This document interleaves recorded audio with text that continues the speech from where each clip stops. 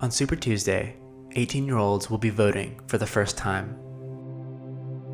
Rebecca Williams, who teaches AP Literature at Grover Cleveland Charter High School in Reseda, asked her classroom, filled with first-time voters, what was on their mind ahead of Tuesday's primary.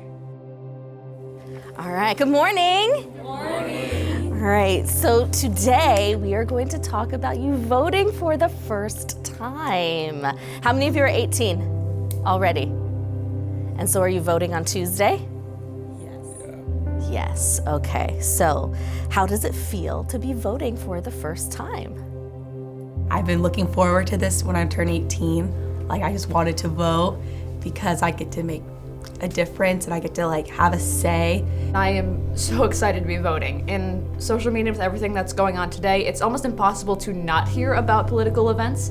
So to be able to hear about all that but not be able to actually vote has been kind of frustrating for me. So I'm absolutely excited to be able to vote in the presidential election. Turning 18 for me has made me feel more mature in a way, even though I still feel like a kid kind of, but I'm just happy to vote in this primary along with the election because I feel like my vote does matter. The 2020 election is a very important one in US history. I'm not 18 yet, but I will be 18 by the presidential election, and honestly, it feels really rewarding to be able to vote because I feel like I've done a lot of research in terms of this election, and I'm really excited to be an educated voter. So picking up on that, being an educated voter, how do you educate yourselves about the voting process, about the issues? Where do you get your information from? So I mostly get my information from NPR. I just listen to a lot of podcasts, the daily, and also my AP Gov class this year has helped a lot. We do tend to have a lot of discussions, both in and out of class, just with the people I tend to spend time with, about the different candidates, what they're going through, what our opinion is on them, and sort of what's happening in the political climate. So I feel like a lot of people I'm around are already very involved, so it's easier for me to learn stuff about what's going on that way. Mainly so far how I've been getting my information is the debates. I've been really excited to watch all the debates. I've tried to watch most of the primary debates. What issues do you care most about in determining your voting selection? I think an issue I've been really, really passionate about is actually prison reform. I've done a lot of research in it and just really found a lot of flaws in the prison system, and so what a candidate has planned out to fix the prison system is really important to me. I think the biggest thing for me has simply just been winning, a candidate winning, because for the most part, for me, it's just who can win at the national level and who's the most electable. That's the biggest consideration for who I would say I would end up placing my vote for. Making access to higher education easier for students of color is becoming increasingly important to me.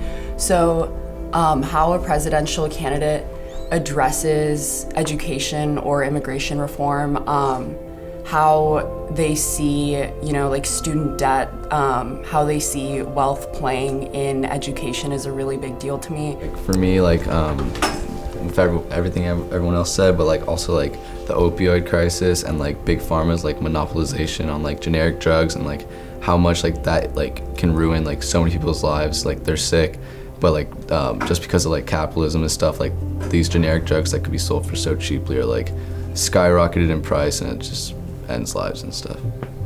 I am by no means a single issue voter. I take a lot of things into account when I'm trying to figure out which candidate to vote for. But two of the issues I tend to focus on are environmentalism and LGBT rights. Do any of you feel comfortable saying who you are voting for and why? Originally, I was gonna vote for Yang. As you can see here, right before he dropped out the race, I ordered a lot of his merch. I have 1,000 stickers. Now I'm voting for Bernie Sanders, who I equally support. I'm voting for Amy because I really think she's a really good speaker and I like what she has to say. I know she's more moderate, and I know that's not necessarily a popular opinion, but I think she could win the red states and the red districts, and I feel like she could really bring our country together and work well with people. And I think if she debated Donald Trump, she would do a good she would do a good job. Yeah, I too think I'm also voting for Bernie Sanders because I feel like he has like a lot of care for like minorities and stuff, and like a lot of things that like I have interest in and like care about. So I feel like he just seems like a homie. Like he's like my smart grandpa or whatever. How do you talk to your parents about politics? Do they inform your decision, or are you differing from your parents when it comes to your political opinion? I immigrated here in 2008, and so my parents are more attached to South Asian politics than they are to American politics, actually. But now I'm trying to educate them more and remove language barriers, because I'm going to be going off to college, and then like who's gonna do their ballots? Like not me. I talked to my parents about politics, but I have a cousin who's like just a year older than me, and he's more conservative, and I actually enjoy talking about politics with him because just like it's easier for me to hear a different opinion when it's someone my age versus like it's harder when you hear a conservative opinion when it's just an adult. I don't know, it's just hard for me. I know I should probably be better at it. What would you say to people that say your vote doesn't matter? Like, to say that your vote doesn't matter and you end up like not voting, you're just contributing to like the system of our voices not being heard as much as they should be. So that's just very problematic, and it gets me very angry every time because it just doesn't make sense. Like, why would you complain about something and then say that, oh, whatever I say doesn't matter? Like, I feel like a lot of people neglect like local elections, state elections, and those type of elections. Like even the elections for like judges and like those type of things, like they still contribute to like our government and our political system. But I feel like people just think, oh, president. But like the president isn't like the only person that like affects politics. Anything else that you would like to address or talk about that we haven't touched on?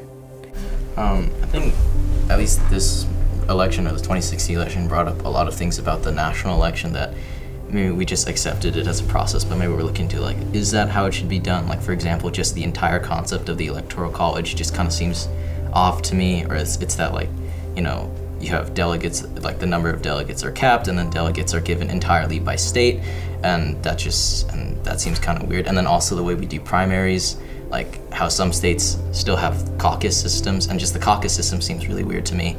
But the fact that some really early states that go first, like Iowa or New Hampshire, and those states are so dominantly white and they have so much impact on like the momentum of the election.